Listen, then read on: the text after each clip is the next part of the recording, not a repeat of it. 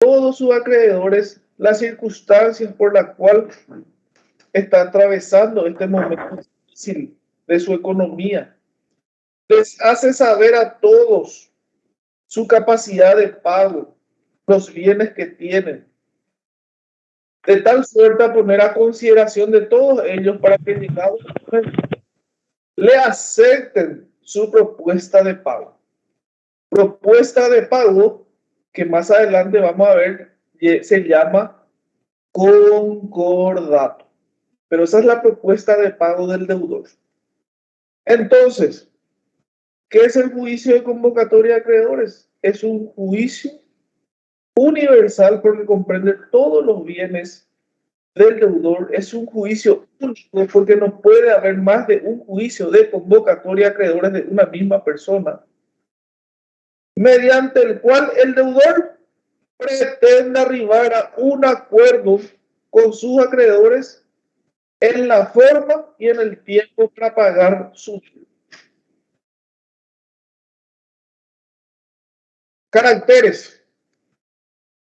Ya creo que la bolilla 1 o la 2 hablamos de los caracteres del juicio de quiebra. Son los mismos para el juicio de convocatoria de acreedores. ¿Qué significa eso? Es universal, comprende todos los bienes del deudor, es de orden público. ¿Se acuerdan por qué era de orden público? Porque no se puede apartar la actuación de las partes dentro del proceso ni un milímetro de lo que la ley de quiebra dice. Se debe cumplir a rajatabla. A diferencia del proceso civil, en donde incluso las partes de común acuerdo pueden arribar a situaciones diferentes a la contemplada en la ley, siempre y cuando, ¿verdad?, no haya ningún acto lesivo a los intereses de las partes. Acá no, acá uno debe someterse taxativamente a todos los preceptos de la ley de quiebra y ella no se puede apartar. Es voluntario. ¿Por qué es voluntario? Porque se deja a instancias del deudor iniciar su juicio.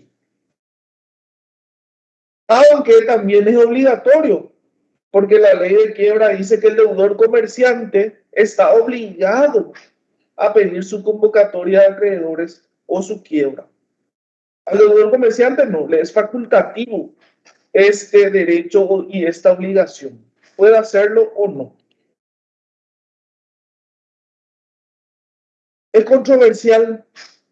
Si recuerdan, le había dicho que algunos autores dicen que no y otros dicen que sí. Los que sostienen de que sí es controversial, dicen porque llega un momento que es justamente la etapa de verificación de créditos, donde se puede discutir el origen o la legalidad de ese crédito, entonces ahí surge una controversia. En síntesis, los mismos caracteres del juicio de quiebra rigen para el juicio de convocatoria de acreedores. ¿Entendieron? Sí, profe. Bueno, ¿quiénes pueden solicitar el juicio de convocatoria de acreedores? También ya vimos eso en la clase anterior. El juicio de convocatoria de acreedores solamente puede pedir el deudor. Convocatoria de acreedores. Ahora métanse que estamos estudiando solamente convocatoria de acreedores, no quiebra. Convocatoria de acreedores. Juicio totalmente diferente en cuanto al procedimiento al juicio de quiebra, aunque estén en la misma ley. Pero hagan siempre esa diferenciación. Si resalto eso porque suelo en años anteriores, siempre hay alumnos que no hacen esa diferenciación y equiparan al juicio de convocatoria de acreedores con el juicio de quiebra, por el solo hecho de que está en la misma ley, y no, es diferente. Entonces, el deudor puede pedir su convocatoria de acreedores. Obligatoriedad. La ley de quiebras dice que el pedido de convocatoria de acreedores es obligatorio obligatorio para el deudor comerciante, mas no así para el deudor no comerciante. Es decir, existe una obligación legal por parte del deudor comerciante para pedir su convocatoria de acreedores. Presunción de la ley. ¿Qué significa presunción de la ley? Vamos a hablar en concepto general. ¿Ustedes saben lo que es una presunción legal?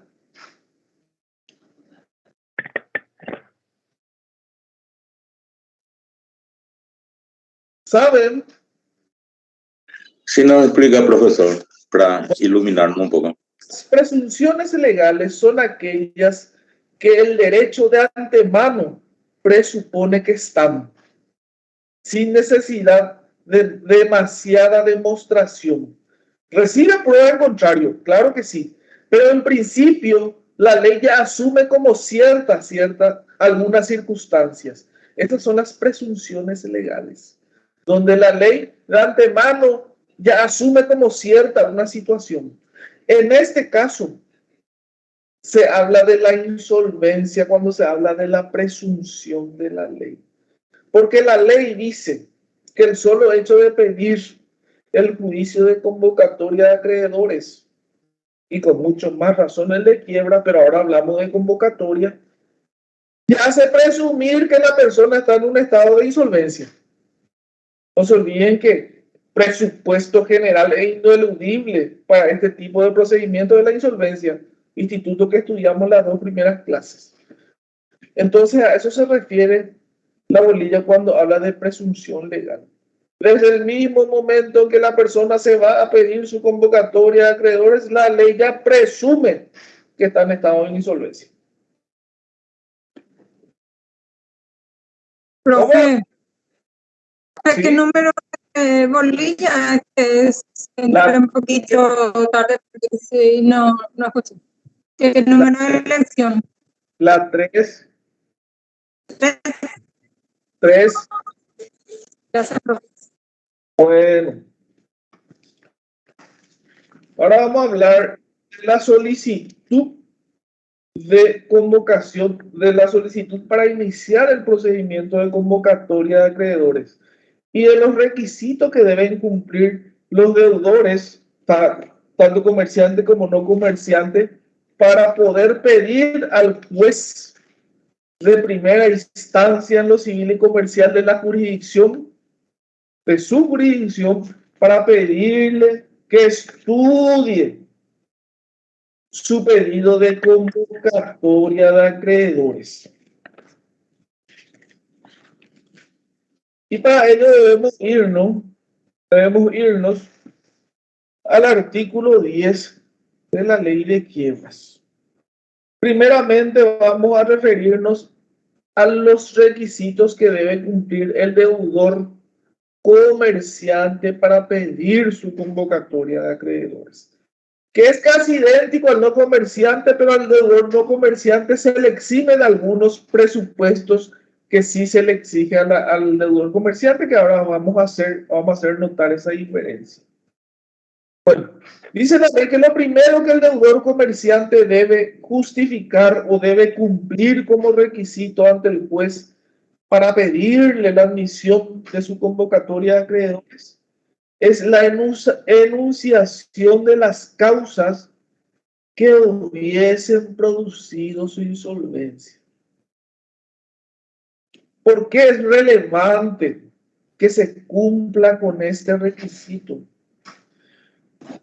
Porque con esta confesión, porque es una confesión, se va a hacer saber a los acreedores del por qué llegó a este estado el deudor. Les va a hacer saber a los acreedores si pueden confiar o no en este su deudor que quiere ser beneficiado con el juicio de convocatoria de acreedores. Va a revelar la conducta de este deudor. Va a revelar si es un deudor de buena fe o de mala fe. Por ello es imprescindible que se cumpla con este requisito. Número 2. Al ser comerciante, está obligado a llevar una contabilidad adecuada.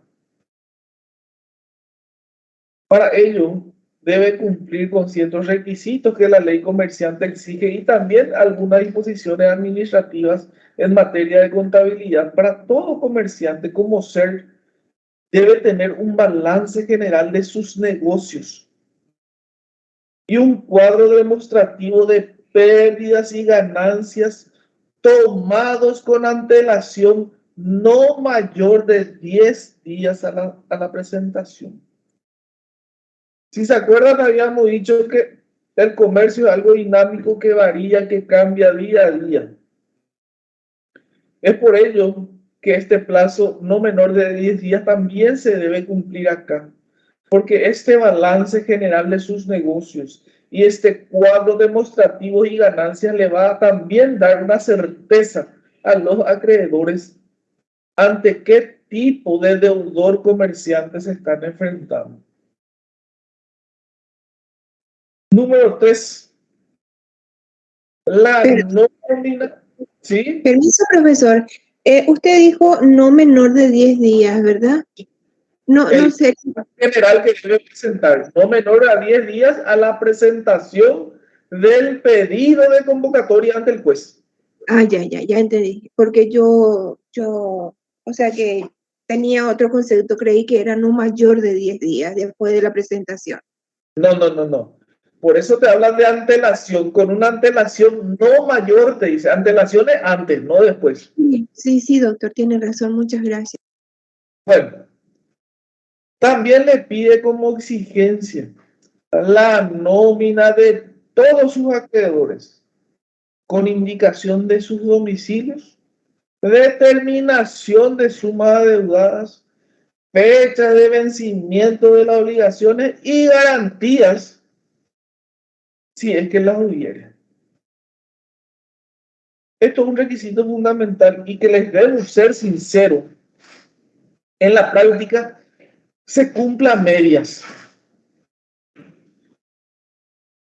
Pero eso es por una cuestión meramente no de falla de la ley, sino falla de los hombres que hacen justicia en este país. Este requisito de la nómina de sus acreedores con sus domicilios, montos adeudados, si ese crédito denunciado tiene no garantía, también es de fundamental importancia para los acreedores. Primero, van a saber exactamente cuánto debe el deudor con el cumplimiento de este requisito. Van a saber cuántos acreedores hay, van a saber cuánto debe realmente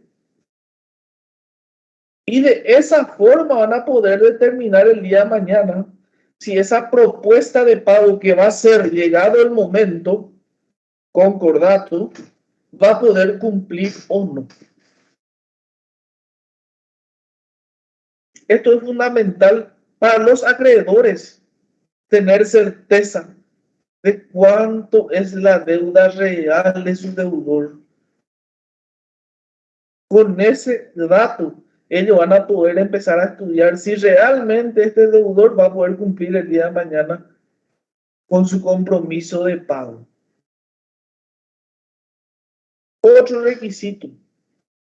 Debe tener o debe presentar un inventario completo de sus bienes, descriptivo y estimativo en determinación de los valores de costo y negociabilidad y los gravámenes que pesan sobre ellos.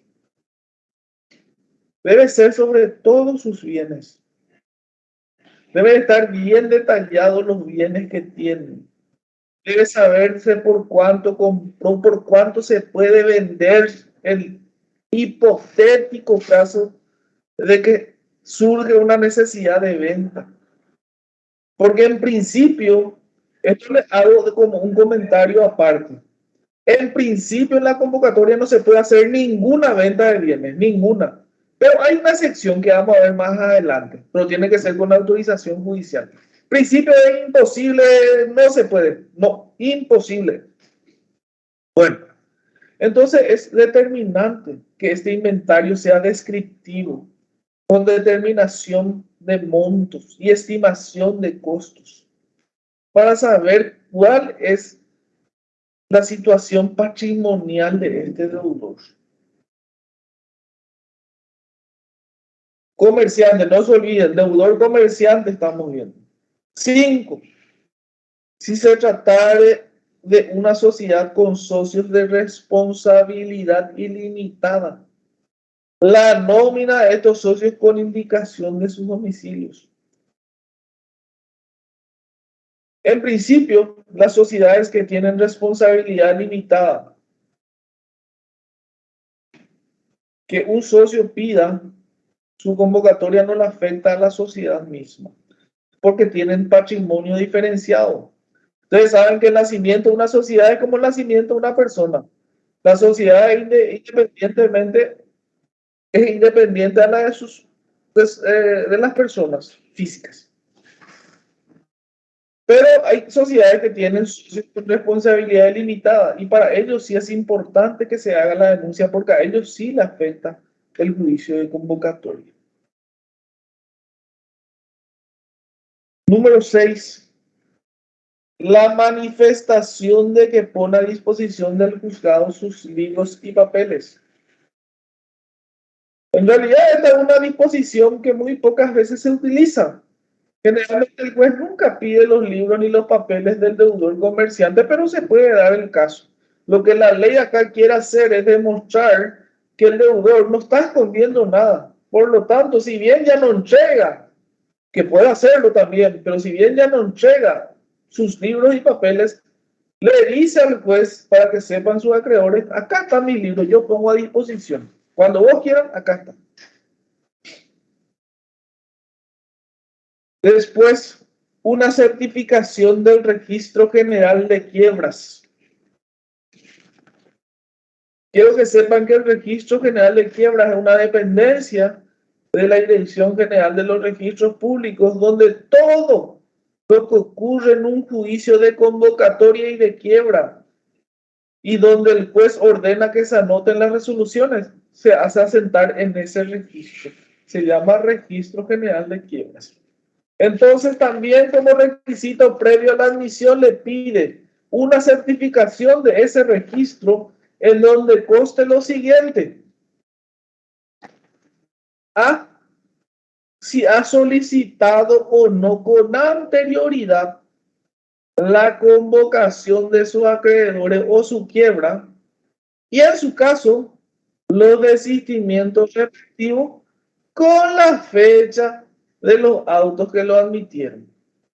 Esto es importante porque ¿qué pasa si una persona está con un juicio de quiebra y después quiere pedir un juicio de convocatoria de acreedores? No va a poder, se le va a rechazar su pedido de convocatoria porque no pueden coexistir estos dos juicios. También si con anterioridad a eso ya tuvo un juicio de convocatoria y está todavía pendiente y todavía no cumplió, imposible que vuelva a pedir 8. Porque eso va a demostrar que es un tipo, entre comillas, y le hablo en términos vulgares, un cachafán. Porque no puede estar pidiendo cada año convocatoria de acreedores. Entonces, esta certificación del registro de quiebra se va a dar la certeza a los acreedores de que esta situación es momentánea, más que no es repetitiva por parte del deudor, porque eso también va a influir en el ánimo de los acreedores en darle o no darle la oportunidad de pagar con las comodidades o con las facilidades que le da la ley de quiebras. B. Si celebró concordato la fecha de su homologación y en su caso la de su cumplimiento, rescisión o nulidad. El concordato es, como le dije, la propuesta de pago aceptada por los acreedores. Es la propuesta de pago del deudor aceptada judicialmente por sus acreedores.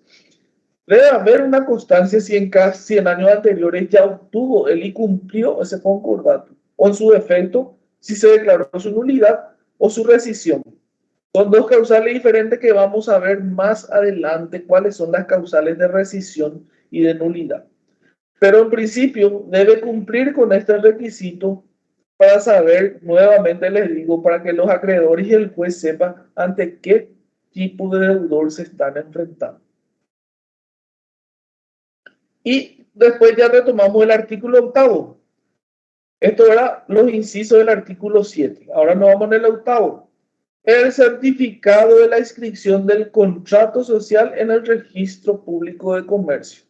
No se olviden, estamos hablando solamente de deudor comerciante. ¿Por qué es importante esta inscripción? ¿Se acuerdan que en la bolilla 1.2 decía quiénes no podían pedir su convocatoria de acreedores? Y una de ellas eran las sociedades irregulares. ¿Se acuerdan? Si no está escrito su contrato social en el registro, es una sociedad irregular. Por lo tanto, no puede pedir su convocatoria de acreedores. Entonces, tiene que justificar que cumplió con los requisitos de la ley al inscribir su sociedad. Y 9, dice la autorización prevista en el artículo 15. Vamos a llegar a ese artículo 15. Ahora le voy a decir rápidamente nomás qué autorización se refiere. El artículo 15 se refiere que las sociedades, las asociaciones, están representadas por ¿quiénes? Las sociedades y las asociaciones, ¿por quiénes están representadas? ¿Sabe? Por los socios. Por los socios, por la asamblea de socios, por los accionistas o por la asamblea que están donde se designan al presidente o a los gerentes de cada entidad. La máxima autoridad de cada sociedad o asociación es la asamblea. Entonces la ley, como estamos hablando de deudores comerciantes, pide como requisito que se cumpla con esta autorización. Es decir, que las máximas autoridades de las sociedades o las asociaciones hayan prestado su conformidad para que se pueda pedir ante un juzgado la convocatoria de acreedores de una sociedad. Como es una decisión demasiado importante, no se la puede tomar así a la ligera y debe tomar la máxima autoridad o las máximas autoridades de una sociedad, que son los socios. Bueno, ¿preguntas? Facultad del juzgado. Entre los caracteres, yo les había dicho acá cuando empezamos que era casi igualito a lo de la quiebra. Y me olvidé decirle uno de ellos que era el inquisitivo. Y acá es donde se refleja este carácter inquisitivo, que también tiene el juicio de quiebra y el juicio de convocatoria, que tiene la facultad del juzgado de pedir información. La ley de entrada dice que el juez en cualquier momento le puede pedir al deudor la información que considere necesaria para que él pueda tomar una decisión correcta. Eso está al arbitrio del juez, pedir o no. Pero nace de él. Si quiere, pide, si no, no. Y al pedir debe cumplirse. Si no se cumple, eso puede traer una sanción para el deudor. Cita al deudor. También está dentro de las facultades citarle al deudor para obtener información que el juzgado requiera conveniente. Esa citación se da incluso antes de la admisión de la convocatoria. Incluso antes. Si hacemos un paralelismo con un juicio normal o un juicio ordinario en lo contencioso, en lo procesal civil, el juicio recién se inicia cuando el juez admite la demanda. O sea, tiene por iniciado. En este caso, en la convocatoria de acreedores, eso se da con la admisión. Ahí recién se admite y vamos a decirle que inicia propiamente el juicio. Pero no obstante, el juez tiene esta facultad de incluso antes citarle al deudor para requerir información que el juzgado requiera o entienda fundamental para proseguir con el estudio del pedido. Generalmente se le cita a una audiencia No suele suceder mucho, pero también ocurre. Y generalmente el juez lo único que le cita es para que realmente escuchar de él y no a través del escrito las verdaderas causas del estado de insolvencia. Debe presentarse el deudor a esa audiencia, sí o sí. También puede tomar medidas de seguridad. Esto también le da un carácter inquisitivo al juicio de convocatoria, porque queda también al arbitrio del juez decretar o no una medida cautelar sobre los bienes o sobre la persona del deudor convocatario. Estas medidas de seguridad, como su nombre lo dice, deben ser para dar seguridad a los bienes del deudor y al crédito de los acreedores para que el día de mañana puedan ser pagados. Estas medidas pueden ser embargo sobre bienes o puede ser la inhibición general y gravar de vender contra el deudor convocatario. Pero el juez puede tomar todas esas medidas porque si él considera necesario, no, incluso si no media petición de parte, él puede dictar este tipo de medidas. Plazo para la admisión del pedido. Y acá es donde volvemos nuevamente a uno de los grandes incumplimientos de la ley. Y vuelvo a repetir, no es culpa de la ley, es culpa de los hombres que administran o quieren hacer cumplir la ley. Así como en cualquier otro proceso, entiéndase civil, entiéndase penal, entiéndase contencioso administrativo, entiéndase Corte Suprema de Justicia, la morosidad judicial existe, sí. En todos los juicios existen plazos procesales que deben cumplirse en cuanto a tiempo para dictar resoluciones. La ley de quiebras, si se acuerdan, le dije, es una ley dual que tiene reglas procesales y tiene conceptos sustanciales de institutos de la quiebra. Dentro de este ámbito procesal está el plazo que tiene el juez para admitir o no la convocatoria, que es de 25 días. ¿Se cumple? No, no se cumple. ¿Hay sanción? Realmente no. Pero si el deudor o los acreedores tienen los resortes legales para que el juez cumpla los plazos procesales previstos en la ley, nunca se da. Y si se da muy poco. Pero en síntesis, hay un plazo para que el juez haga el estudio y dicte la resolución, admitiendo o rechazando la convocatoria. Y ese plazo es de 25 días. ¿Preguntas?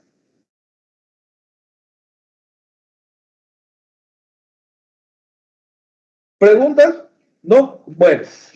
Profesor, señora. en el caso de que no se cumpliera ese plazo y se prorrogara más, ¿qué se hace? ¿Qué pasa en ese caso?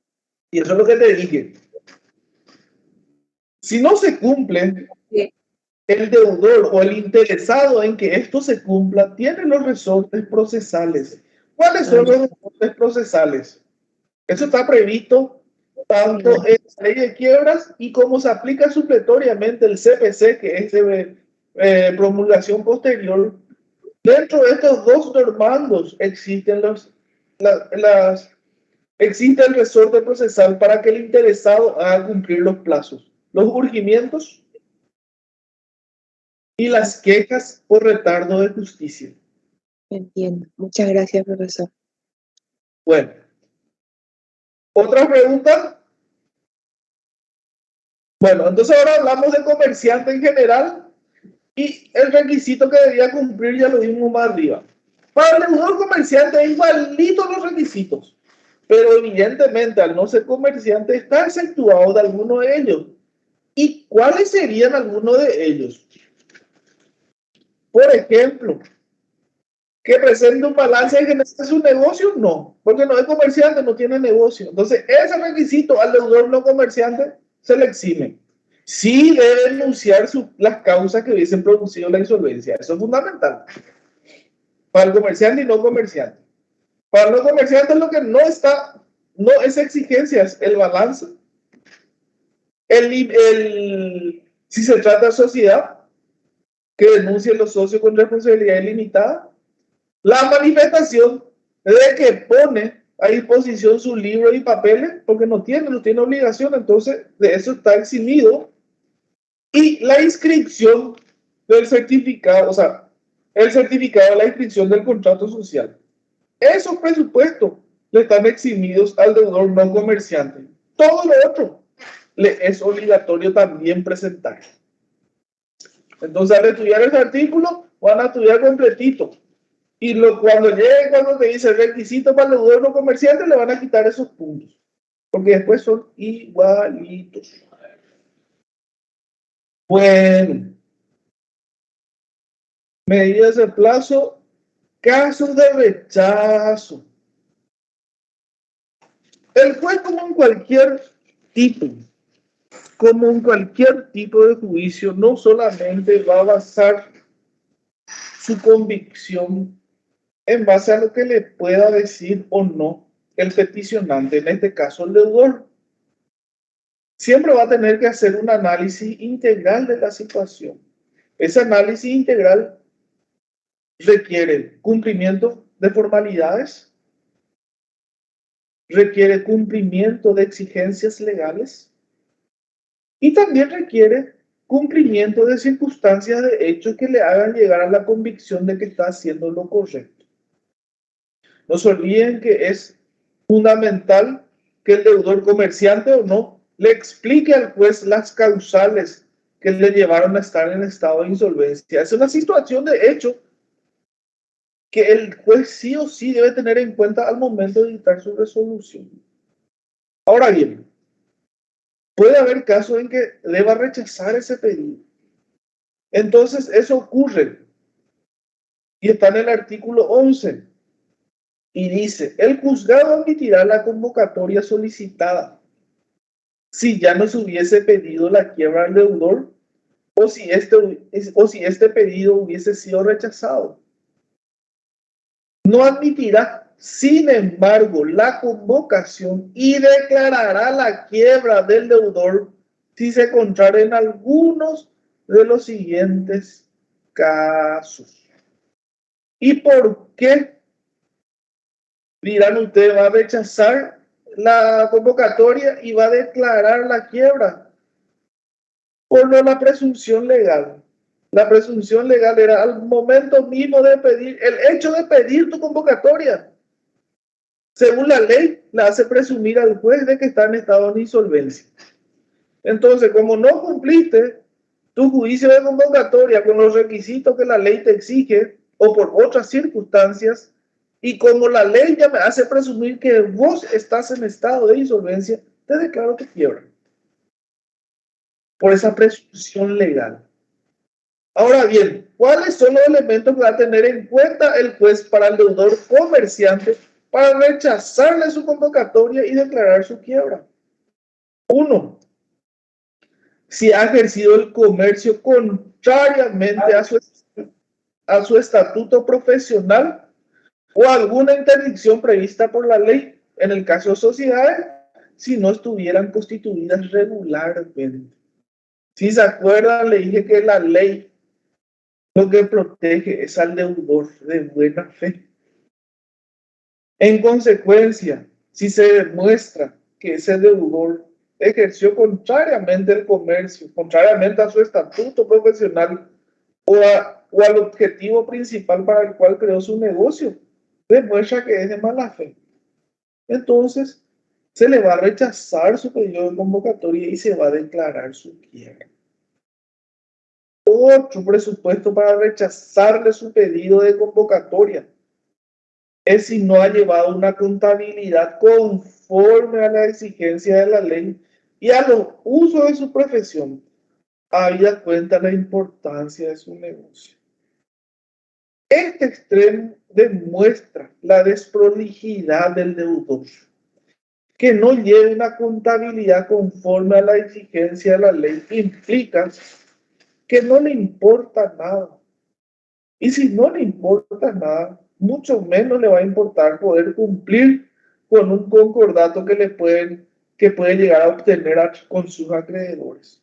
Esta desprolijidad en el manejo le hace presumir al juez también de su mala fe en su conducta inadecuada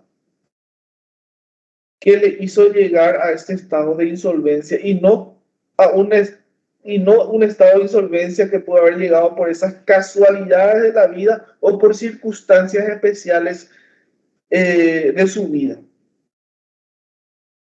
Entonces, si ha ocultado en su contabilidad, dado otro destino a una parte de su activo, o si lo hubiere disimulado, si de sus libros, balance u otro documento se deduce que ha abultado dolosamente su pasivo. Por eso es la exigencia para el comerciante de que ponga a disposición sus libros y papeles de comercio para que el juez analice si lo que él le relató como causal de insolvencia está reflejado en sus libros. Si no está reflejado, le está mintiendo. Y eso es causal de quiebra. Por eso también, si se acuerdan, entre las doctrinas de cómo se justifica la insolvencia, hablamos de la doctrina amplia y de la intermedia. En la amplia es donde el juez no solamente iba a analizar el estado de insolvencia, sino otros hechos reveladores que pudieran causar la insolvencia. Y en esto está justamente haber abultado dolosamente su pasivo o disimular o haber ocultado su activo o disimular hechos y actos para disfrazar su situación patrimonial para engañarle a sus deudores. Entonces, estas circunstancias son las que tiene en cuenta el juez como para rechazarle el pedido. También, si estuviese pendiente el cumplimiento de un concordato homologado. ¿Qué significa eso? Que exista un juicio de convocatoria de ese mismo deudor, pero que todavía no se terminó, que todavía no cumplió todo. Entonces, si todavía no cumplió todo acá, ¿cómo pico ya va a pedir otro nuevo? No se puede. Primero, porque no pueden coexistir dos juicios de la misma persona. Y segundo, porque si no cumpliste acá, tampoco vas a cumplir acá. Si ya hubiese sido declarado en quiebra en los 10 años anteriores.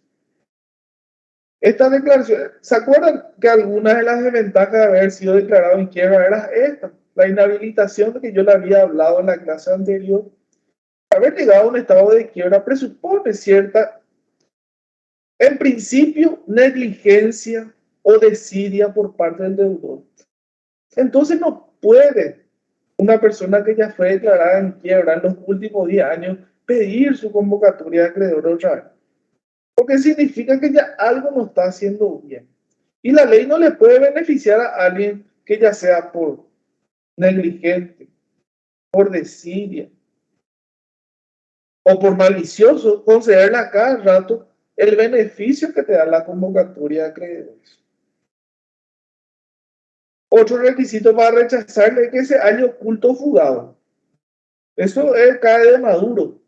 Pero en la ley de quiebras esto está bien establecido porque puede el juez requerir la presencia del deudor para explicaciones o para cualquier circunstancia que el juez requiera. Y si el tipo, el deudor, se haya prófugo ocultado, no va a poder cumplir con esa exigencia.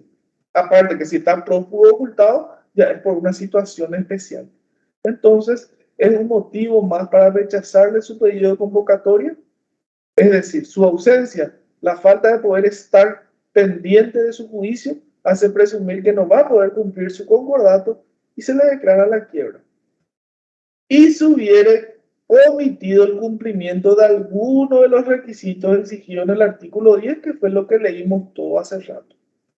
Si eso no cumple, es causal también de rechazo de su pedido de convocatoria y de su quiebra. ¿Por qué? Porque esos requisitos que leímos, tanto para el comerciante y no el comerciante, son de cumplimiento obligatorio, son taxativos. La exhibición del cumplimiento de algunos incisos de ese artículo es para el deudor comerciante, no comerciante nomás, pero ese por su calidad de no comerciante. Pero después es de cumplimiento indefectible. Si no tiene la sanción, su declaración de quiebra. ¿Se entendió?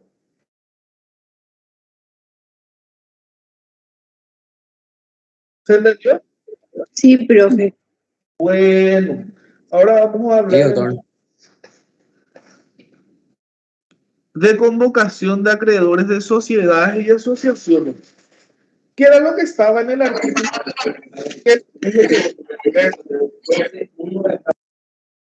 ¿Perdón?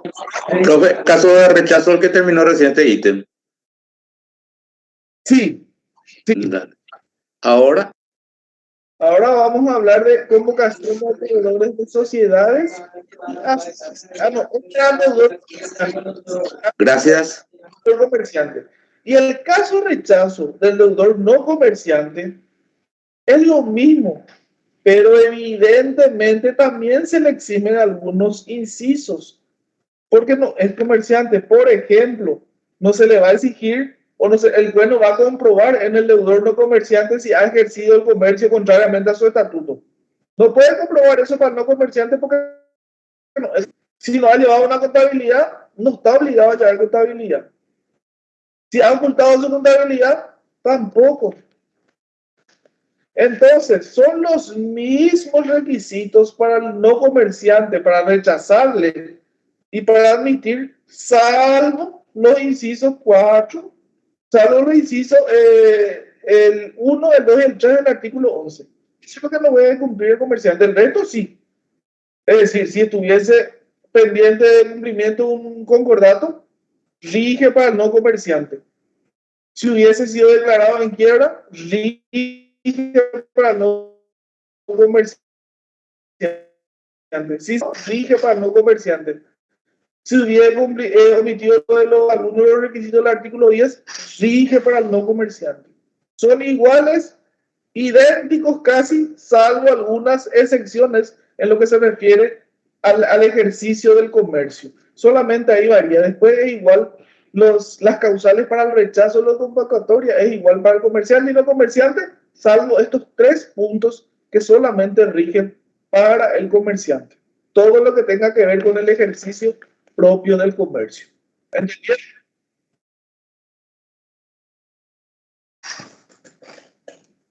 Bueno, convocación de acreedores de sociedades y asociaciones. ¿A qué se refiere? Y acá se refiere al artículo 15 que les dije que le voy a mencionar de manera somera y luego vamos a leer. Dice el artículo 15, la solicitud de convocación de acreedores o de declaración de quiebra de las sociedades y de las asociaciones será formulada por intermedio de sus representantes legales y autorizadas en los casos de asociaciones, sociedades anónimas, cooperativas y de responsabilidad limitada por asamblea de asociados, accionistas o socios. De acuerdo a qué sociedad se trate, tiene que presentar la autorización de su máxima autoridad, entiéndase, asamblea de asociados, de accionistas o de socios. Cuando dicha autorización no pudiera ser acompañada al escrito inicial, el peticionario podrá subsanar esta deficiencia en el plazo que fije el juzgado, el que no podrá exceder de 10 días para sociedades de responsabilidad limitada, las SRL, y de 25 días para las demás. ¿Por qué esta variación a uno 10 y a otro 25? Por la complejidad que tienen uno y otro tipo de sociedad en convocarle a su asamblea. No se olviden que en la sociedad anónima hay un plazo que cumplir y un procedimiento establecido en el propio Código Civil para llamar a asamblea. Publicación de edictos, primera asamblea, segundo llamado. En cambio, por la SRL es mucho más fácil. Entonces, el plazo varía solamente por esta complejidad que requiere una u otra sociedad para hacer esta reunión de socios y tomar ahí la decisión tan, pero tan importante como la que es pedir convocatoria o quiebra. Si este requisito no fuere cumplido en tiempo debido, el juzgado rechazará el pedido. ¿Y qué pasa si rechaza el pedido? ¿Se declara la quiebra? Así mismo. La resolución que fije el plazo dentro del cual deberá subsanarse la deficiencia será irrecurrible. La que rechace el pedido será apelable. Pero ¿por qué surgiría este caso, por ejemplo? ¿Por qué no esperar bien nomás y cumplir con el requisito y después pedirle al juez? Porque las circunstancias de la vida hacen que algunas veces haya urgencia. Puede ser que los bienes de la sociedad estén en peligro si es que ya no se pide o si es que ya no se pide la intervención judicial. Entonces, en algunos casos, cuando la urgencia sí lo amerita, se puede presentar la sociedad sin cumplir de entrada este requisito, pero le debe pedir al juez que le fije un plazo para poder cumplir con este requisito obligatorio, que es la autorización de la máxima autoridad de este tipo de sociedades. Entonces, esa es la situación en el caso de sociedades o asociaciones. Deben presentar la autorización de su máxima autoridad. Si no lo pueden hacer, el juez le va a conceder un plazo para que lo hagan,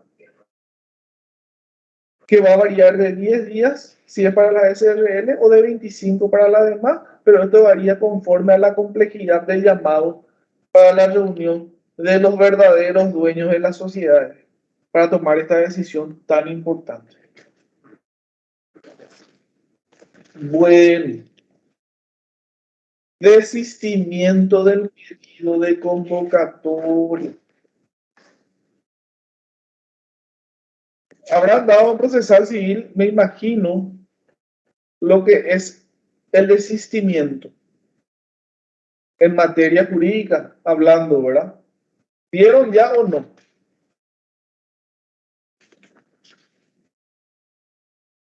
Señores, ¿saben lo que es un desistimiento? Ahora vamos a tener procesal 2. Ahí en el 1 todavía no vieron, porque eso está dentro de los primeros, está el artículo 165 y 166 del Código Procesal Civil, y eso creo que está en procesal 1, que es el desistimiento de la acción y el desistimiento de la instancia. ¿No se acuerdan? ¿No se acuerdan? Buenas tardes, profesor. El desistimiento de la causa es cuando la parte demandante desiste de la acción que promovió contra el denunciado, o sea, contra la denunciante. Bueno, en parte es algo así, es algo así. Es cuando la parte que recurre o que pide el auxilio judicial se arrepiente por la razón que fuere de haber iniciado el juicio y retira su demanda. Así como en materia procesal civil existen ciertos requisitos para que ello pueda ser acogido favorablemente, y al referirme a acogido favorablemente me refiero al pedido de desistimiento.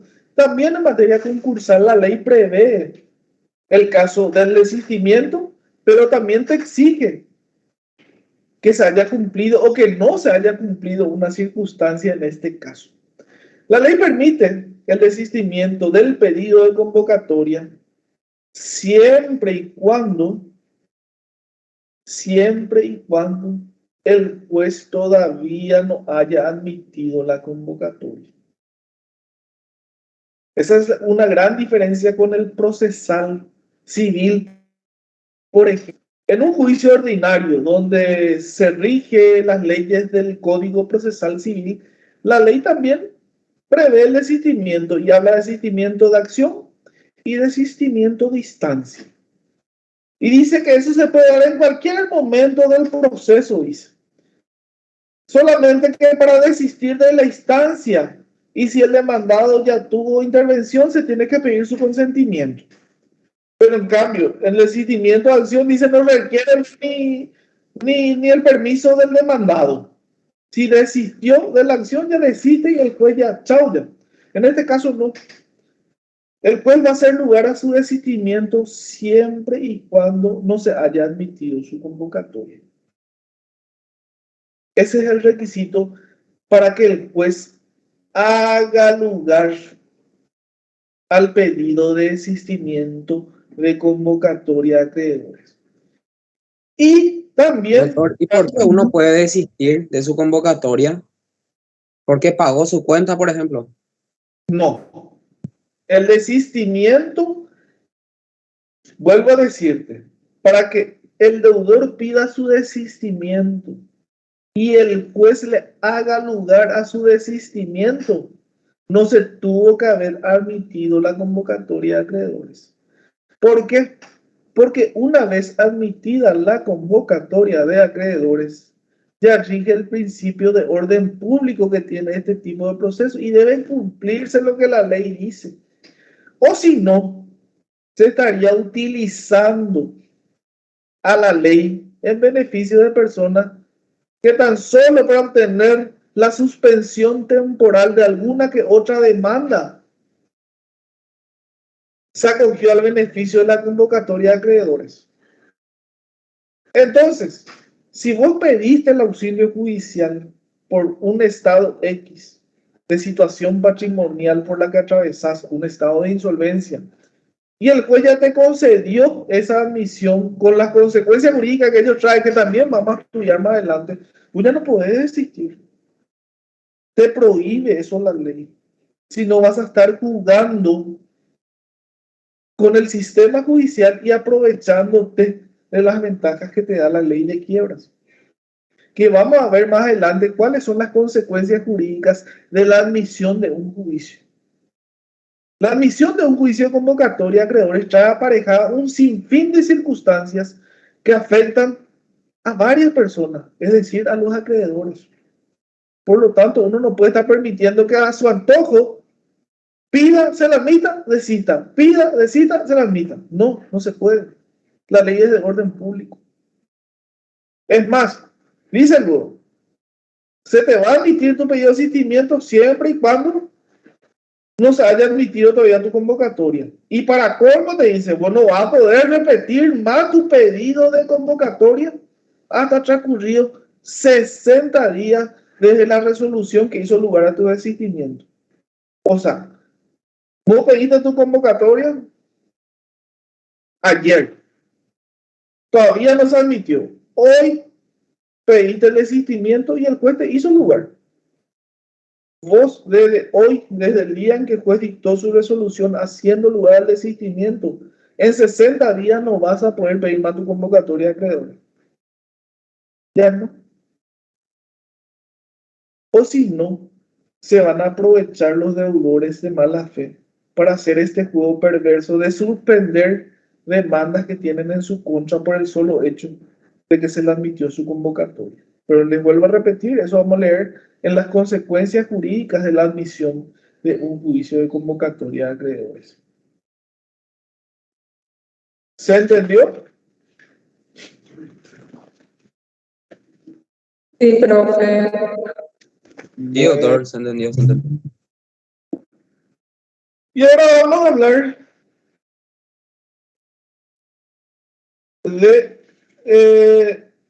vamos a ir con la convocatoria de acreedores. Vamos a ir a la lección 4. Y justamente vamos a leer también y vamos a ver las consecuencias jurídicas que trae esta admisión de la convocatoria de acreedores y por qué es que uno no puede estar iniciando, admitiendo, desistiendo. Justamente por las consecuencias jurídicas que esto trae. El juicio... ¿Cuál sería el título, profesor? Disculpe. Sí. ¿Cuál sería el título de la lección 4? Si me puede decir, profesor. Ahora vamos a hablar del acto de convocación de acreedores y después vamos a hablar de los efectos jurídicos. Ahora vamos a empezar. Ahora primero vamos a hablar del auto de convocación. Ustedes saben lo que es. Gracias. En derecho o jurídicamente hablando, ¿saben lo que cuando la ley dice auto interlocutorio, a qué se refiere? ¿Saben? Es una resolución que, valga la redundancia, ¿cómo se diga? Resuelve una cuestión dentro del proceso. Muy bien. Es decir, es un acto mediante el cual el juez plasma su decisión sobre un hecho concreto puntual que en algunos casos, por su importancia o por su relevancia, tiene fuerza de sentencia, pero no es una sentencia propiamente dicha, porque la sentencia propiamente dicha sale en el formato de SD, sentencia definitiva, y cumple un montón de requisitos procesales o de formas que el auto interlocutorio en sí no cumple. Pero para entendernos mejor, entonces cuando hablamos de auto interlocutorio o cuando hablamos de auto de convocación, vamos a referirnos a ese acto mediante el cual el juzgado o el juez resuelve la situación planteada dentro de un proceso. En este caso, dentro del proceso de convocatoria de acreedores. Entonces, vimos que el juicio de convocatoria puede ser pedido por el deudor, comerciante o no, obligatorio para el comerciante, facultativo para el no comerciante. Vimos que para que el juez pueda estudiar ese pedido, el deudor debe cumplir un sinfín de requisitos. Y va a llegar ese momento en que el juez va a ver este pedido de admisión de convocatoria. ¿Qué plazo tenía para resolver? ¿Se acuerdan? 25. Muy bien, 25. 25. Sí, señor. Bueno, llega ese plazo de 25 días y el juez tiene que dictar una resolución.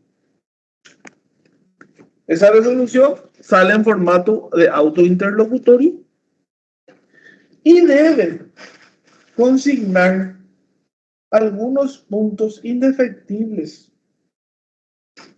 para que esta resolución tenga efecto jurídico y sea válida. La primera de ellos es la designación de un síndico. O sea, el primer punto va a ser admitir la convocatoria de acreedores de fulano o sultano o de la empresa tal. Punto 1. Esa va a ser la primera decisión. Punto 2. Va a tener que designar a un agente síndico. ¿Por qué? ¿Por qué va a tener que designar a un agente síndico?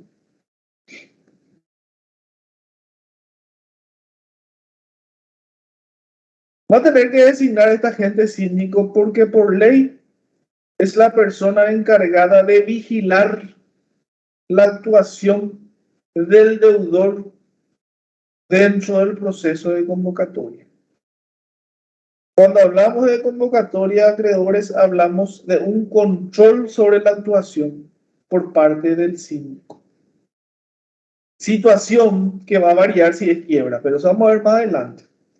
Entonces ahora, la propia ley de quiebras, que establece la figura de la Sindicatura General de Quiebras, que establece la figura del síndico, que establece las funciones del síndico, que además está decir ya fue modificado por una nueva ley, pero en principio estaba toda la ley de quiebra, ahora se rige por otra ley, pero no importa eso. Vamos a ver más adelante también. Entonces tiene que designarle a alguien que controle las actuaciones del proceso y la actuación del deudor. Pero solamente esa actuación dentro del proceso. ¿Por qué? Porque no se olviden que le había dicho que en el juicio de convocatoria el deudor sigue manteniendo la administración de sus negocios. Solamente que está bajo el control del síndico. A diferencia de la quiebra, donde es el síndico quien asume esta administración, en la convocatoria el deudor sigue siendo el dueño de su vida, de su día a día, pero está bajo control del síndico. Entonces, esta es una de las disposiciones que debe contener esta resolución denominada auto de convocación o auto de admisión de convocatoria. Otro punto fundamental es que debe determinar si el deudor es o no comerciante. por el tratamiento que va a recibir o por el tratamiento que recibió. Si no se hace esta discriminación, el procedimiento sí puede entorpecerse. Es más, en caso de que el día de mañana se declare la quiebra, puede tener una consecuencia diferente el deudor comerciante con el no comerciante. Entonces es importante la determinación de esa actitud del deudor, de que es o no es comerciante. 3, fundamental, el señalamiento de un plazo no mayor de 20 ni mayor de 40 días para que todos sus acreedores se presenten dentro del juicio para reclamar sus acreencias.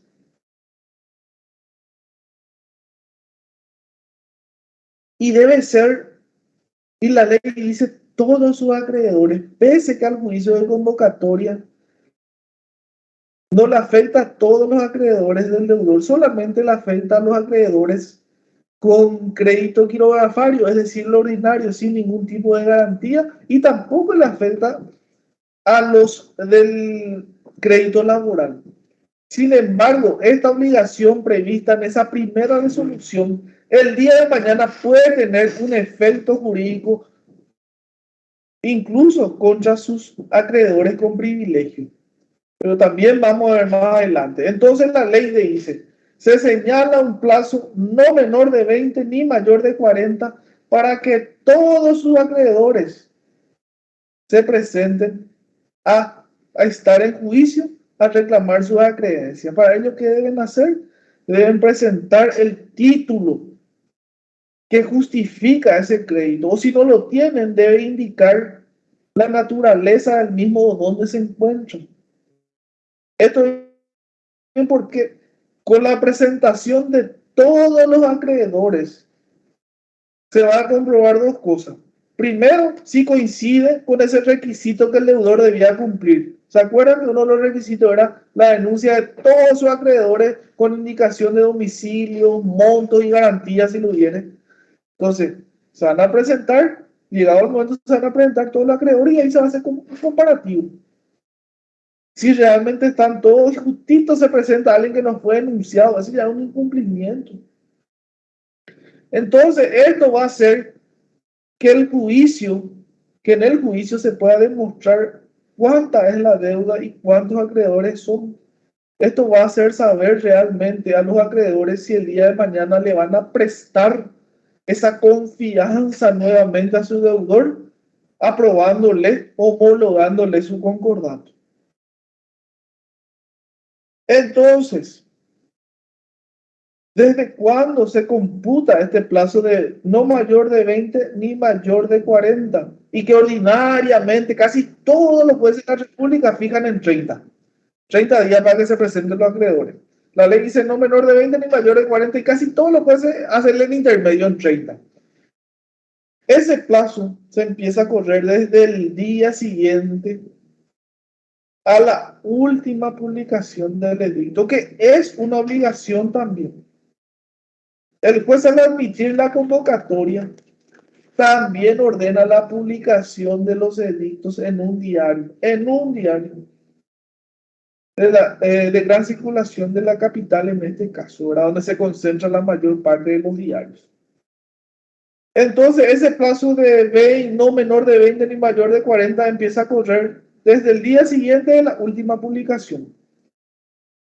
Ese plazo debe cumplirse por los acreedores para que sean considerados acreedores que se presentaron en tiempo y forma y no ser considerados acreedores morosos que si se presentan tarde también pueden sufrir una pequeña consecuencia jurídica que vamos a ver más adelante.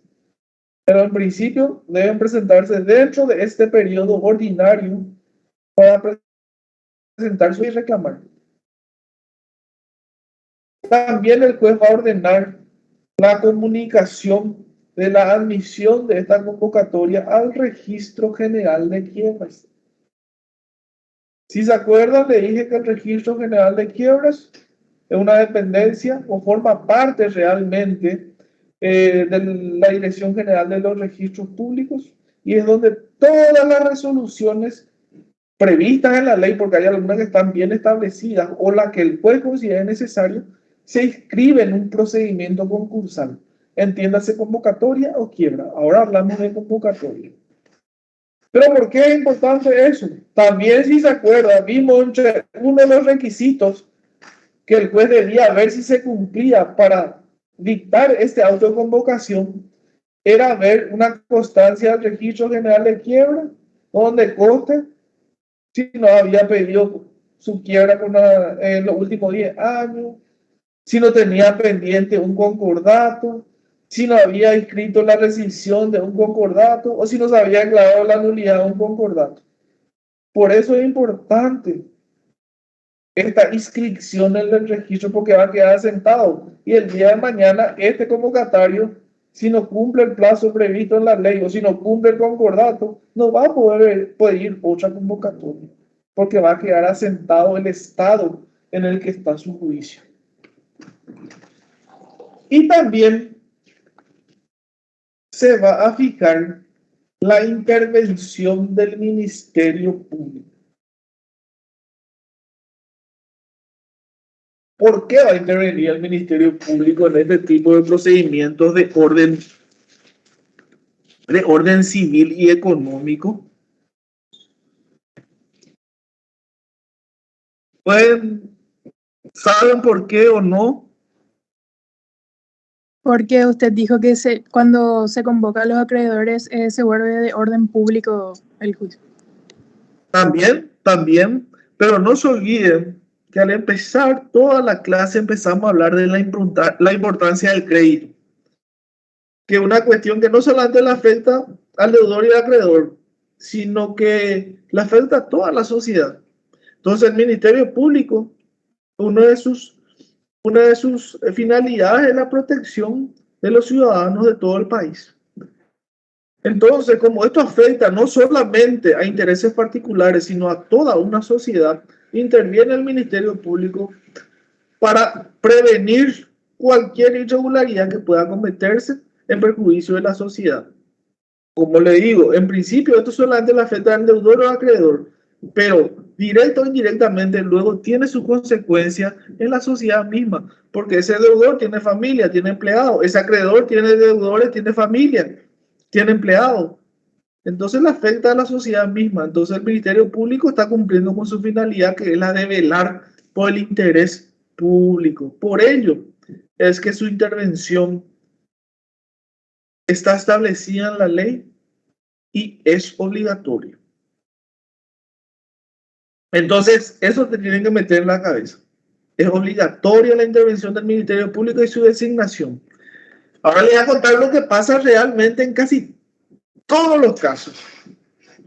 Nunca interviene el Ministerio Público. ¿El causal de nulidad o no? Es discutible. La mayoría dice que no, salvo que se demuestre que se hayan cometido irregularidades en el proceso. Si no se cometieron, entonces dice que no hay causal de nulidad el hecho de no haberle dado intervención. Pero vuelvo a decirle, la ley exige su designación y su intervención. Lo que le acabo de comentar es solamente algo que suele ocurrir en tribunales. Bueno.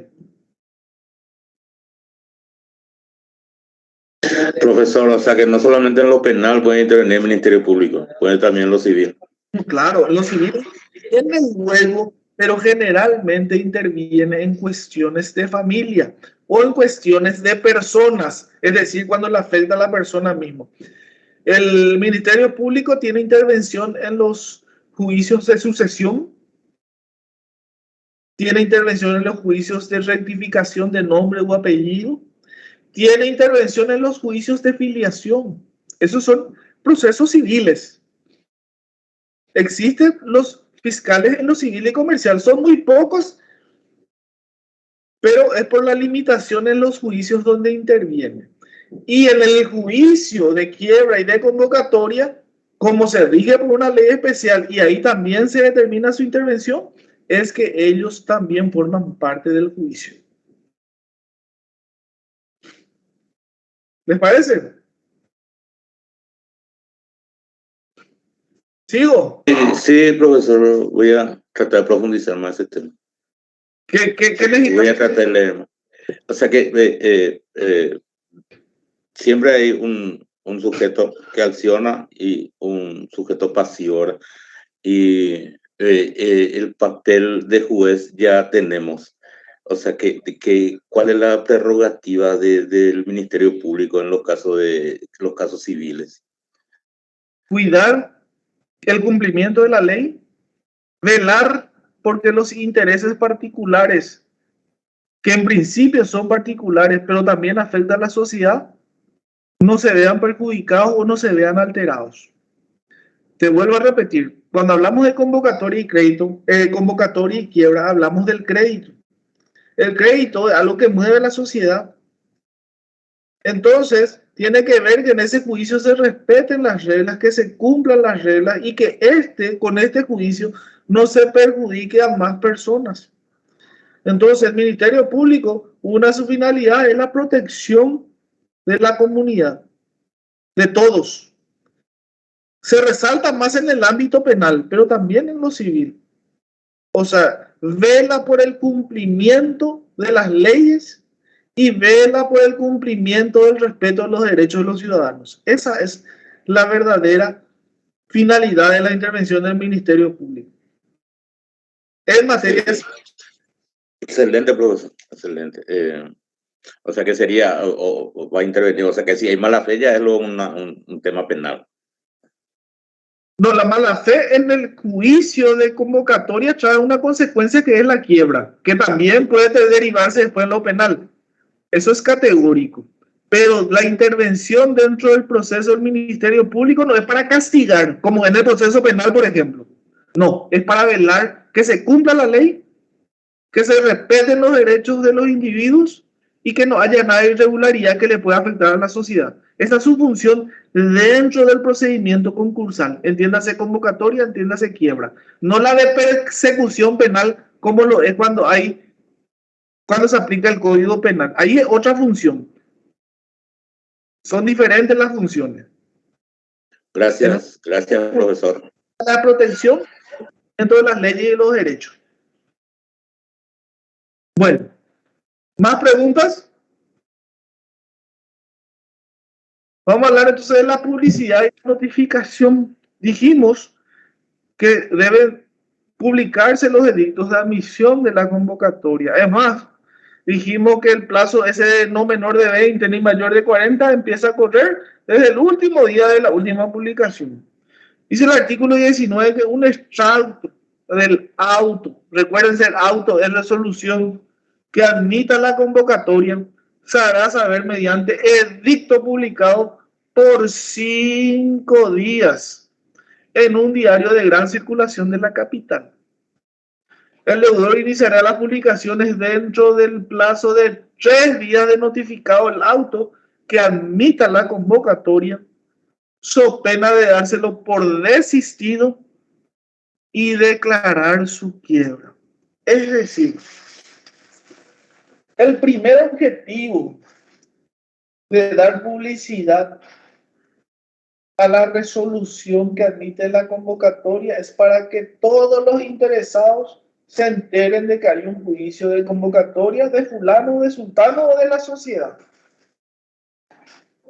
Es la primera finalidad de la publicación. Pero también hace que surja una obligación para el deudor, el cual es que inmediatamente, o sea, dentro de los 3 días que se da por notificada de la resolución que admite su convocatoria, él inicie ese procedimiento de publicación, porque eso va a demostrar que él es de buena fe y que el juicio lo ha iniciado porque realmente quiere pagarle a sus deudores y no para rechazar el pago de las deudas. Por eso es que la ley luego prevé que si él no inicia dentro del plazo que establece este artículo 19, se lo va a tener por desistido. No es que él va a pedir su desistimiento, que era lo que estudiamos anteriormente. Por presunción legal se le va a tener por desistido y se va a declarar su quiebra. Entonces, si no lo hace en el plazo establecido, demuestra que él no tiene interés en pagarle a sus deudores realmente, que solamente quiso utilizar el juicio para rechazar ese pago. Entonces la ley le castiga y se le tiene por desistido y se le declara su quiebra. También habla de la notificación. Esta es la publicidad. También habla de la notificación. Y ahí hay una exigencia que, así como en otros casos le comenté, si bien está escrito en el artículo, tampoco se suele cumplir. Que es que dice que el síndico va a transcribir a cada uno o le va a notificar a cada uno de los acreedores en una carta certificada o en un telegrama colacionado la parte resolutiva de esa resolución que admitió la convocatoria. Sin embargo, como esto casi nunca se cumple, en este caso en particular la ley sí previó que esta omisión o esta falta de notificación por parte del síndico de manera personal a cada acreedor no es causal de nulidad. ¿Por qué la ley prevé esto? Porque ya se publicaron pues, los edictos en un diario de gran circulación. Y ese tipo de notificación, me refiero a la publicación de edictos, es una notificación que se conoce como jure et de jure. O sea, que se da por cierto de que todos se dieron por enterados. Es una notificación de pleno derecho que se asume que ya todos conocen porque se publicó en medios periodísticos. Entonces, por eso, falta de esta notificación personal por parte del síndico a cada uno de los acreedores, no trae aparejada la nulidad del procedimiento, porque se haya subsanada con la publicación de edictos. ¿Entendieron? ¿Sí? Sí. Y ahora vamos a empezar a hablar. ¿Sí? Sí, profe. Sí. No. Sí, le repito nomás, profesor. Sí, es que sale mal, sale entrecortado y veces. Sí, profesor. Hasta ahí llegamos al artículo 19, profesor, ¿no? Sí, el 20 sí que ya. Como dice la jara. El 19 y el 20 es la orden de que el síndico haga la notificación personal a cada acreedor. 19, publicidad y codificación. Y notificación. Notificación. Gracias, profesor. La publicidad está en el artículo 19 que se refiere a la publicación de los edictos en un diario. Y el 20 habla de la notificación que debe realizar el síndico mediante carta o telegrama a los acreedores de manera personal. Bueno. Gracias. Y ahora vamos a hablar de los efectos jurídicos de la convocación. Y uno de los primeros efectos y que le diferencia la convocatoria de la quiebra es que el deudor, como le dije, no pierde la administración de su negocio o la administración de su vida. Él sigue manejando todos sus bienes. Lo único es que ya es bajo control judicial, bajo control del síndico y bajo control del juez. Y para ciertos actos ya no va a poder hacer salvo que tenga autorización judicial. Pero una de las grandes diferencias entonces que sí tiene que manejar es que en la convocatoria de acreedores el deudor sigue administrando sus bienes y su negocio. Y en la quiebra ya no. Eso pasa automáticamente a manos del síndico. Entonces, en la convocatoria, el deudor sigue administrando su vida, sus bienes y su negocio. Sin embargo, existen actos que ella no va a poder hacer.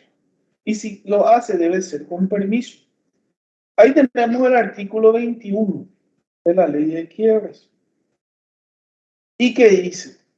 El deudor a quien fuere acordada la convocación de sus acreedores conservará la administración de sus bienes y proseguirá hasta la homologación del concordato la realización normal de las actividades a las que estaba dedicado, bajo la vigilancia del síndico designado, salvo posición fundada de este, y hasta donde lo permitan, en su caso, las medidas que se decreten de acuerdo con lo dispuesto.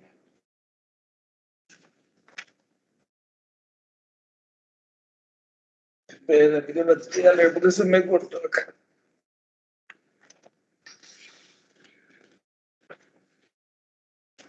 Voy a ver, espérame, se me cortó el artículo 21. ¿Tiene alguien a mano de ley para leer todo el artículo 21? Porque no estoy teniendo acá a mi... ¿Tiene alguien a mano el artículo 21? Yo tengo otro. Él pongo todo el artículo 21 porque a mí se me cortó mi material ahí y no tengo justito ahora. Tengo. Y proseguir hasta su homologación de concordato, la realización normal de las actividades a las que está dedicado, bajo vigilancia del síndico designado, salvo posición fundada, y hasta donde lo permitan en su caso, y las medidas que se decreten de acuerdo con lo dispuesto en el artículo 16. O sea, las medidas que el juez podía tomar en cualquier momento. Inhibición general de gravar, embargo preventivo. Dice, admitida la convocación, serán ineficaces respecto de los acreedores los actos a título gratuito, los de constitución de hipoteca, prenda o antiques y cualesquiera otros que alteren la situación de sus acreedores. El juzgado podrá, a pedido del convocatario, autorizar estos autos, con excepción de los títulos gratuitos, en los casos de necesidad y urgencia evidente. Es decir, ella no puede alterar su situación patrimonial pese a que él sigue manteniendo la administración normal de su vida, de su bien y de su negocio. Pero es lo que no puede ser alterar esta situación patrimonial y que les pueda perjudicar a los acreedores. Por eso que ni siquiera puede constituir garantías reales sobre sus bienes. No puede regalar más. Y hablo de regalo, no de regalo de poca importancia. O sea, llega el cumpleaños de su hija y le puede regalar una cadenilla de 300,000, sí, le puede regalar, eso no va a afectar. Pero lo que no puede más regalarle un auto, no puede regalarle una casa, o sea, no puede estar disponiendo de sus bienes en perjuicio de los acreedores. Por ello, si quiere hacer alguno de estos autos, tiene que estar justificada la necesidad y la urgencia y debe ser bajo la vigilancia y bajo la autorización del juez de la convocatoria. Continúa. Si el deudor realizara alguno de los actos prohibidos por este artículo que a juicio del juzgado revistiere suficiente gravedad, podrá dictar la quiebra de aquel luego de escuchar al mismo y al síndico. Cualquier acreedor podrá también denunciar al juzgado la realización de alguno de tales actos y la resolución que recayese será apelable en relación y en ambos efectos. ¿Sabe qué significa cuando una resolución es apelable y se concede en ambos efectos? ¿Saben? ¿Con o sin efecto suspensivo? No, es sin efecto suspensivo. En relación, cuando dicen ambos efectos, en relación al caso y sin efecto suspensivo. Con efecto suspensivo, perdón, es con efecto suspensivo. se suspende, o sea, esa declaración se va a quedar suspendida. Entonces, el juez puede autorizar estos altos siempre y cuando el deudor justifique un estado de necesidad o urgencia. Pero debe justificar y debe contar con la autorización del juzgado. No puede, sobre pretexto de que él mantiene la administración de sus bienes o de sus negocios, poder realizar uno de estos actos. Actos que, como le digo, son considerados perjudiciales a los intereses de sus acreedores debido a que se ven afectados o que se ve afectado un patrimonio o varios patrimonios o varios de este deudor. Por lo tanto, esta administración es relativa, es para el día a día, o sea, lo que hace que no le tenga que pedir permiso al juez por cada día que tiene que hacer algo de manera regular. Eso no necesita, pero para comprometer un bien que puede verse afectado o disminuido como consecuencia de ese acto, sí necesita la autorización judicial. Bajo percibimiento de que si no lo hace, el juez va a declarar su quiebra. Pero sí o sí le va a llamar a él y le va a escuchar. Y ahí va a tomar la determinación si declara o no su quiebra. ¿Entendieron?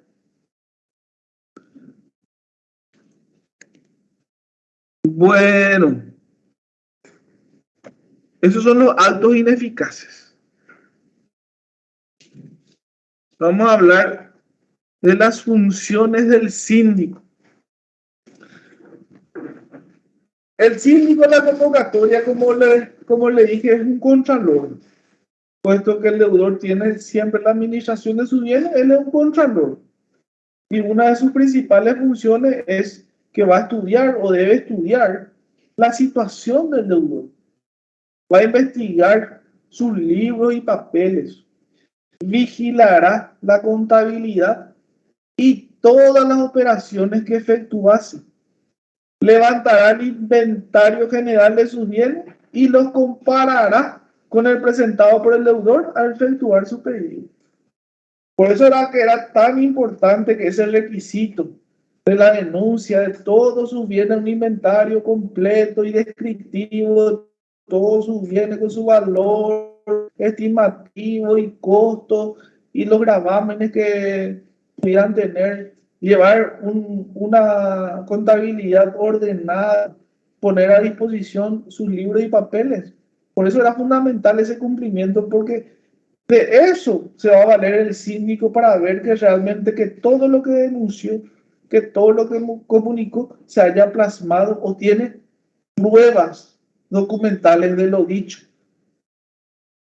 Y eso, como vuelvo a reiterar, eso va a hacer llenar o llegar a la convicción del juzgado de que está en presencia de una persona de buena fe y amerita ser beneficiado con los beneficios que la ley 154 prevé o otorga al deudor en estado de insolvencia. Suspensión de la ejecución.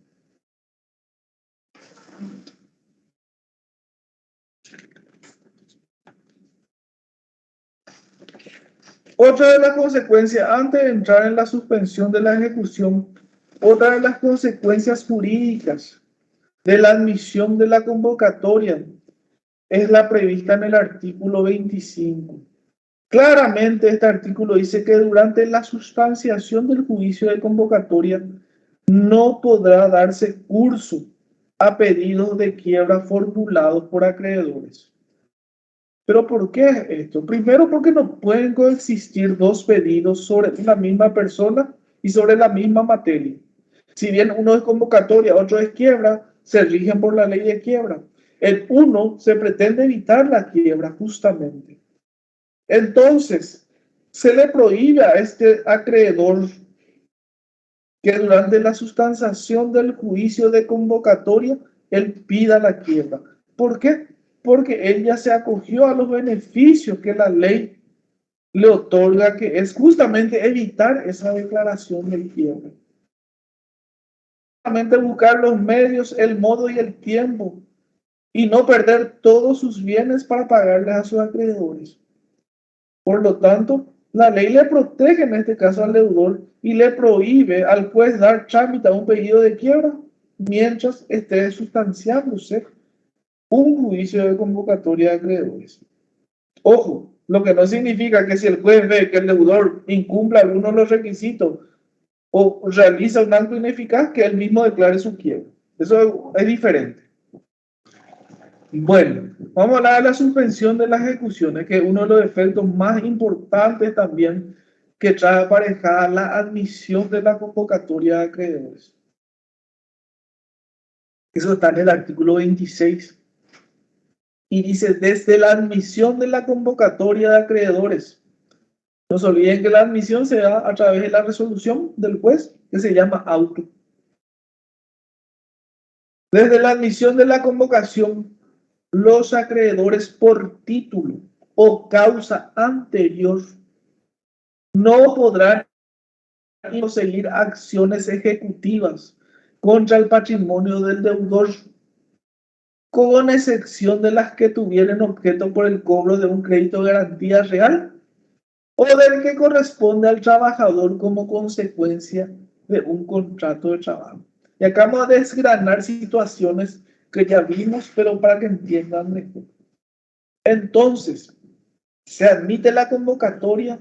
Ningún acreedor que tiene un título de crédito ordinario o quirografario o común puede iniciar un juicio o proseguir un juicio ya iniciado, porque por ley se suspende automáticamente ese juicio. Lo que la ley dice que tiene que, ese título de crédito tiene que ser anterior, de fecha anterior a la admisión. Ese es el que suspende, toditos, salvo aquellos créditos que tengan garantía real, hipoteca, prenda, barra, o los créditos laborales que se rigen por y que el juicio de convocatoria no suspende, que sigan esos juicios. En el caso del juicio laboral, le dije porque se rige por una ley especial y su crédito es singularmente o especial o especialísimo. Que singularmente tiene una garantía singular. Sin embargo, en el caso de las garantías reales, no suspende porque en ese juicio solamente se discute un bien de todos los bienes que pueda tener el deudor. Entonces, en principio no le va a afectar que él continúe ese juicio. Pero acá vuelvo a retomar algo. Si bien no le afecta el juicio de convocatoria a los créditos con garantía real, no se olviden que sí estaban obligados a presentarse nomás estar en el juicio, no a que se suspenda su juicio independiente, su juicio de cobro guaraní independiente, pero sí están obligados a presentarse en la convocatoria que tienen un crédito, pero que tienen garantía. No le suspende su juicio, pero sí están obligados a presentarse en el juicio de convocatoria.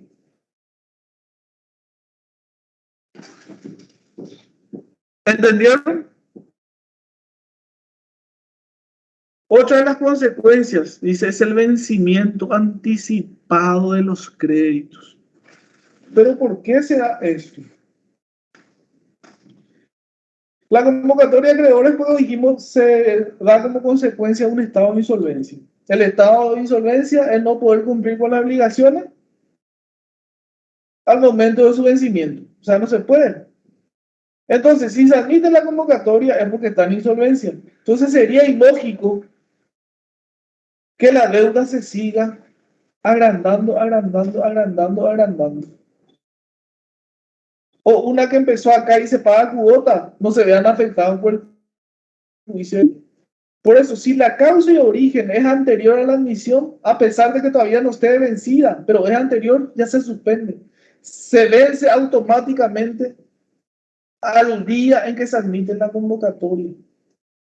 porque eso es lo que busca la ley, seguir agravando, evitar seguir agravando la situación patrimonial del deudor. Por eso es lo que la ley dice, todos los créditos con causa anterior, de fecha anterior, se suspenden. Entonces, como consecuencia de eso, ¿cómo se suspende esa facultad del acreedor de iniciar o proseguir un título o los derechos crediticios de un título a caso anterior? También es justificable que tenga un vencimiento anticipado de esa obligación, porque nació antes. Pero como consecuencia de la convocatoria, también se tiene por vencido y vence al momento de la admisión de la convocatoria. Lo mismo ocurre con los intereses. Los intereses van a correr hasta esa fecha. Se van a computar. Lo posterior ya no. Porque si no se va a seguir agravando la situación patrimonial del deudor, y es lo que pretende evitar justamente la convocatoria de acreedores. ¿Y qué pasa con los créditos sujetos a condición resolutoria? Lo único que dice la ley es que se tendrá como si fuera que no existen. O sea, esos créditos que tienen condición resolutoria o con condición suspensiva resolutoria se va a tener en cuenta como si no existen, dice. Y van a pasar a ser créditos comunes, ordinarios.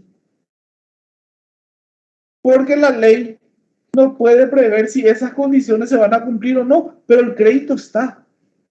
Entonces se tiene como un crédito común, desaparece la condición, dice. Se produce la convocatoria y esa condición desaparece. Es lo único que dice la ley al respecto. Y luego hablamos de la suspensión e interrupción de la prescripción.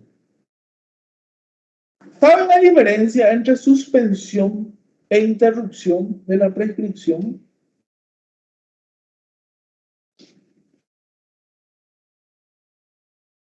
¿Alguien sabe? ¿Se acuerdan? Voy a asumir que no. O voy a asumir que no me están escuchando. No, doctor. La pregunta, ¿Cuál es la diferencia entre suspensión e interrupción de la prescripción?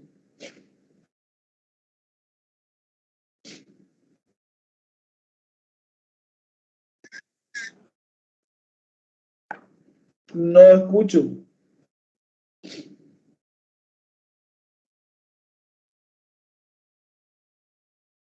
Bueno, le voy a decir, la diferencia existe en que la suspensión de la prescripción hace que, ocurrido el hecho, el plazo se corte, se quede ahí, se suspende. Una vez que el hecho desaparece, el plazo continúa contándose. Es decir, empezó y se quedó en el 10, desapareció el hecho y se cuenta, desde que desaparece el hecho, se cuenta 11, 12, 13, 14. En la interrupción ocurre lo contrario. Ocurre el hecho y todo el plazo que corrió se corta y se empieza de cero a contar otra vez. Esa es la diferencia entre la suspensión y la interrupción de la prescripción. Y en materia concursal está el artículo 29, porque es uno de los efectos jurídicos de la admisión de la convocatoria. ¿Qué pasa con los créditos?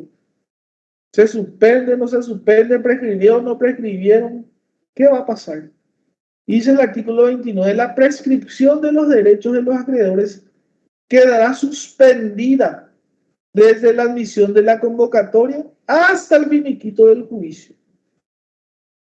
Entonces, el acreedor, ponerle que tenía un crédito que ya corrió 2 años, tenía un pagaré y ya pasó 2 años más le faltaba para que prescriba su derecho a demandar.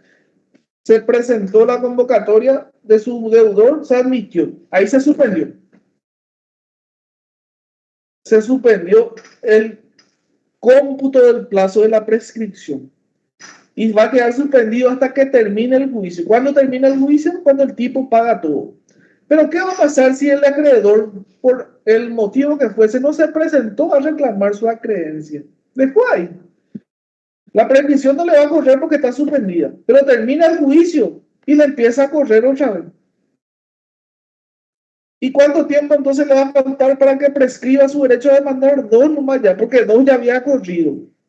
Al admitirse a los 2 años se suspendió. No se presentó en el juicio, terminó el juicio, le empieza a correr otra vez de vuelta. Entonces va a tener 2 años. Pero sin embargo, si se presentó a reclamar su demanda, su crédito o su cómputo de la prescripción se interrumpe. Se interrumpió, se vuelve a contar desde cero. O sea, ya pasó 2 años, pero él se presentó a reclamar su acreencia. Se interrumpe. ¿Por qué? Porque ese pedido de reconocimiento de crédito produce los efectos de una demanda judicial, que es una de las causales de interrupción que está prevista en el Código Civil. Entonces, esa es la diferencia. Y esa sería una consecuencia jurídica de la admisión de convocatoria y de la presentación o la no presentación en la reclamación del crédito por parte del acreedor. Habla de acción restitución. Ahora vamos a leer solamente 2 párrafos del artículo 30 porque va a llegar el momento en que vamos a leer todos los procedimientos en donde procede la restitución. Acá solamente dice que la apertura del juicio de convocatoria a acreedores da derecho, así como en el caso de quiebra, a que se proceda al ejercicio de la restitución que se haya legislado en los artículos 116 y 124. Para darle un pincelazo, ¿qué es lo que es la restitución en materia concursal? Es cuando quien pide que un bien o una cosa que se vea afectada por el juicio de convocatoria se sustraiga del juicio y se le devuelva a su dueño.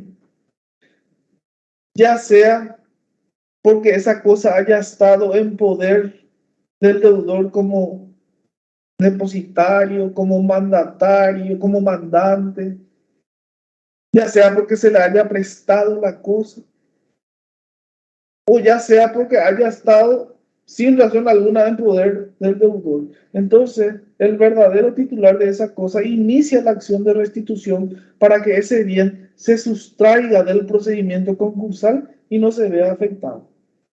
Pero luego vamos a ver los casos puntuales de cada uno de ellos. Pero en teoría, en materia, en el lineamiento general, ese es el concepto de restitución.